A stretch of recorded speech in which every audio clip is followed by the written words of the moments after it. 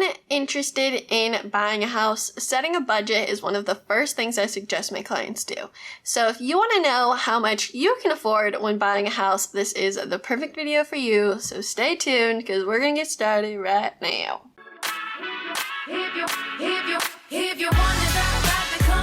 Hello, my name is Kasie Gray. I'm your homegirl broker associate here in Ukiah, California, and not a mortgage expert because I'm not a mortgage lender. So I'm just going to give you a quick overview of how you can find out how much you can afford.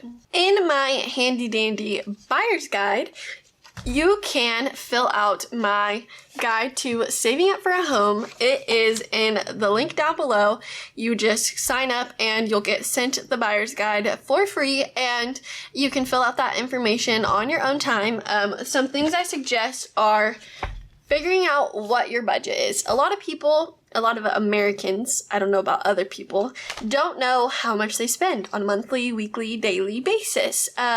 So it's good to take a look at, your last 6 months of expenses.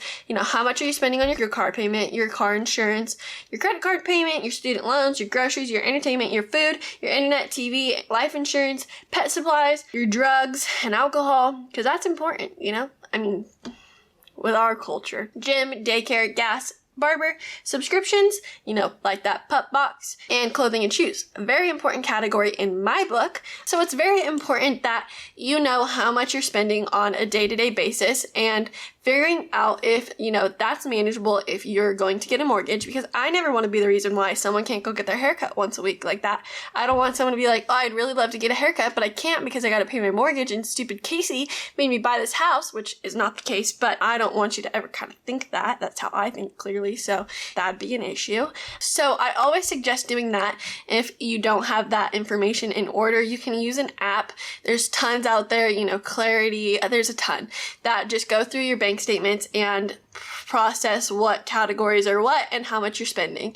So a very important first step. And then, of course, we can talk to a lender and they will take your income, your debt, your credit score, throw it in a pot, mix it up, and give you a pre-approval number. So that is technically how much you can afford, but oftentimes, lenders will pre-approve you for a lot more than you can actually financially pay for without stretching yourself too thin. So it's important that you're spending a proper amount on your mortgage compared to your income. The rule of thumb is that you can spend 2.5 times the amount of your annual income on a house. So if your annual income is $50,000, then you can spend $125,000. But say you have a partner, he makes money too, or she makes money too, or whoever, if the dog makes money, whoever, and then you can add that in. But I think that's a great rule of thumb. You don't want to overspend what you're spending or what you're making. So it's very important to make sure that you're not stretching yourself too thin. I always suggest talking to a mortgage lender. There will be a link down below to my vendors page, and on that vendors page, there is a section for mortgage lenders. All the ones that I suggest, just let them know that you found them from me, and they will get you pre-approved. They will help you get started with the process, and then when you're ready and pre-approved, then you can come talk to me, or you can talk to me first. But once you're pre-approved, then we can go start to look for houses and figure out what you're interested in, what your needs are, and buy you a house. So if you have any questions on getting pre-approved, feel free to drop them below. My contact information is down below as well. And thank you for watching, and I'll see you in the next video.